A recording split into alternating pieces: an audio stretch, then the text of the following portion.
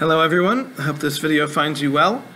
This week we will learn the fourth chapter of Pirkei Avos, Ethics of the Fathers, and I would like to take a little bit of a different approach than usual.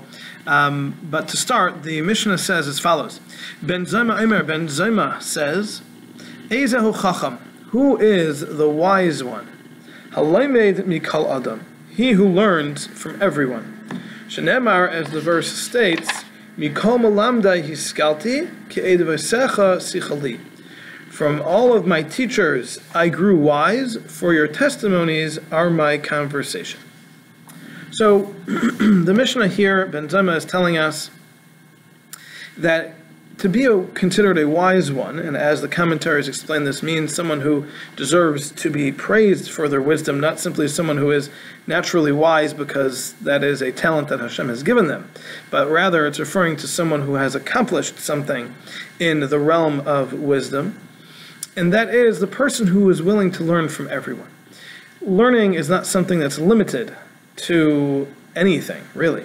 Learning is something that can always be done from anywhere, from anyone, and someone who limits themselves and who they're willing to learn from, who they're willing to take information from, is limiting their ability to become a wise person. So what exactly is this chachma?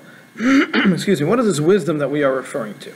So I would like to just read to you from Mishna, from Proverbs, where Shlomo HaMelech, King Solomon, teaches us in his tremendous wisdom what is chachma, what is chachma all about, what is the advantage of someone who attains this wisdom.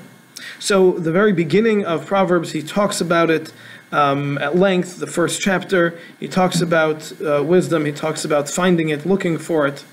And then he starts the second chapter, and I will read the translated verses as it is translated here in the art scroll. Again, this is the second chapter of Mishlei.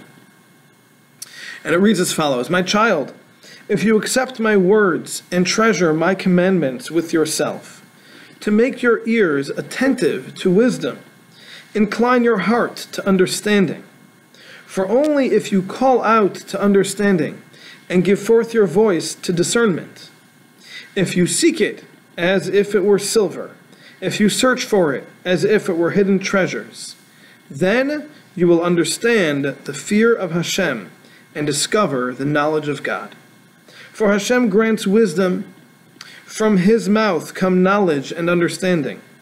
He has secured the eternal Torah for the upright. It is a shield for those who walk in innocence, to safeguard the paths of justice, for he protects the way of his devout ones. Then you will understand righteousness and justice, fairness and every good course.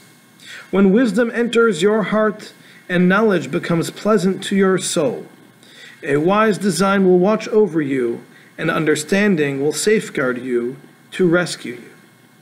And it goes on and on. But the idea here is clear. Shlomo HaMelech, King Solomon, is telling us that wisdom and an awe of Hashem go hand in hand. Without one, you cannot have the other. And in fact, he is saying that in order to find the awe of Hashem, we need to first search and seek wisdom. Every morning in our davening, we say, Reishis Chachma Yiras Hashem. The beginning of wisdom is the awe of Hashem. So we see that it goes both ways. On the one hand, you need to have the wisdom in order to have the awe of Hashem, and on the other hand, by having the awe of Hashem, you can attain wisdom. So they really go together, and there needs to be that desire, that yearning, that wanting to know. That desire for knowledge is what our Mishnah, Ben Zoma, here is teaching us. Ben Zoma is saying that in order to be that wise one, in order to be the person who is acting in the wise manner, you need to be willing to learn from everyone. And the only way to be willing to learn from everyone is if you can be searching for and desiring and looking to find knowledge wherever you may find it. If a person is going to be too self-righteous and they're going to be too full of themselves and think, why would I listen to that person? I'm smarter than they are. I know more than they are. I'm more educated than they are. What do they know? This is my field of expertise. I've already discovered things that they know nothing about. I know better than them. If you think that way, then you are walking away from the path of those who are wise. The path of the wise, as our Mishna tells us, is those who are willing to learn from everyone, regardless of their status in your eyes. We find that even Hashem himself taught us this lesson when creating the world and when creating man. Hashem said, Na'aseh. Hashem said, let us make. Who was he referring to when he said this? The Medrash tells us, and Rashi brings this in Chumash, that Hashem was talking to the angels. Hashem created the angels, and clearly they are nowhere near Hashem in any way, as far as knowledge is concerned, or really in any way. And yet Hashem talked to them and said, let us do this. Hashem consulted with them. And the Medrash tells us the reason that Hashem did this was to teach us that even if you knew no better, and even if you are smarter, you should always consult with others, even if they are below your stature. And that is the way of wisdom, as Ben Zema teaches us. If you want to be wise, you want to act wisely, you want to gain knowledge, you need to be willing to listen to everyone. There is always something to be gleaned. Sometimes it's what not to do. We can learn from the thief what it means to be afraid. We can learn from animals what it means to be, every animal has its own characteristic that we can learn from. Everything in the world has something we can learn from it. And we need to be looking around with open eyes. We need to listen to the opinions of others. We need to accept the beliefs that other people have, even if we don't believe them ourselves. We need to be understanding of the fact that those people do believe it, and they do think something, and that's okay. Everyone's entitled to their own beliefs, but we need to be able to at least listen, at least take it all in. But then the question comes up, that what do you do from there? How do you then sort out what's right and what's wrong? How do you know what the proper path is? How do you know whose truth is your truth? You've gotten all the information from all the different people, but now what? Now you're at a crossroads. You've got many paths ahead of you, and you don't know where to go from there. You've listened to everyone. You've followed the ways of the wise, but now what? So that, I believe, is where we need to have the verses and the suggestions from Shlomo HaMelech. Shlomo HaMelech teaches us that you need to be able to connect the wisdom, the knowledge, with the awe of Hashem. If a person is able to properly channel all of that wisdom and put it all together and figure out what is the will of Hashem, ultimately Hashem is going to make all the decisions. What's going to end up happening will always be in the hands of Hashem. What we do has very little consequence. The reality is that Hashem is pulling all the strings and orchestrating all events. Every outcome is something that Hashem has determined should be the proper outcome, regardless of what we do. So having that awe of Hashem, having that knowledge, is something that will help us, it will guide us to the proper path. So most of us are not in a position to be able to do that. For many major decisions in life, we're not able to know what is it that Hashem wants. I've learned this person's opinion, I've learned that person's opinion, the third person's opinion. I've got all this information, much of it is contradictory, and now where do I go? And can I claim to know the will of Hashem? Can I be in a position to say that I have a proper awe of Hashem, that I know what's right and what's wrong? Sometimes, but often not. And if a person feels too strongly about something, then perhaps they need to consider, maybe this is my Yetzer Hara talking. Maybe this awe of Hashem is misplaced. Maybe I'm not really searching for what Hashem wants. Maybe I'm trying to say that what I want is what Hashem wants. And that's not the proper path. The proper path is to allow wisdom and the awe of Hashem to work together.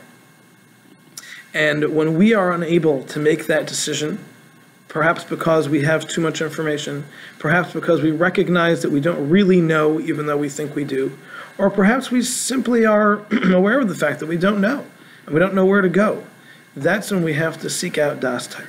That's when we have to go to those who embody Torah, because Torah is the wisdom of Hashem. So those who live it, those who study it all day, those who have made Torah the focus of their lives, and have allowed the Torah to shape them and allowed it to guide them in their way of thinking and their way of perceiving things and their way of approaching things. Those select few people, those are the people that we can go to and seek guidance, because they're the ones who know the knowledge of Hashem. They have Torah, it's part of them, it's part of their psyche, it's part of who they are. And then when we ask them a question, they will be the ones who know the answers for us.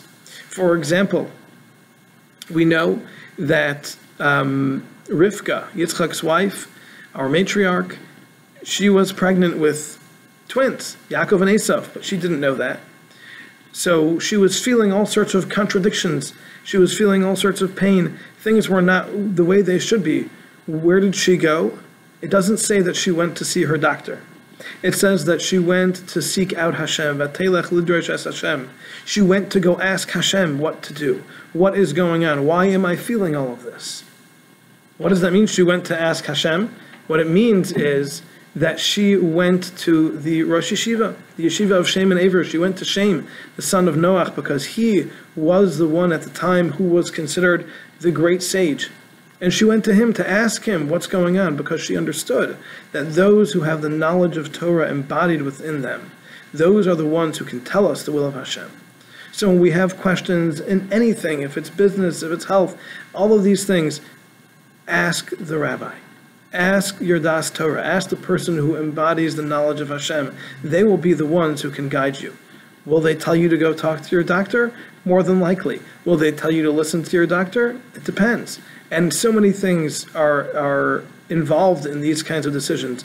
It's true in business, it's true in family matters, it's true in social matters. There is nothing that's beyond the scope of the Torah. So if we're able to find someone who embodies Torah and we trust them to give us the knowledge of Torah, and that their opinions are completely directed by their knowledge of Torah, then we'll be safe.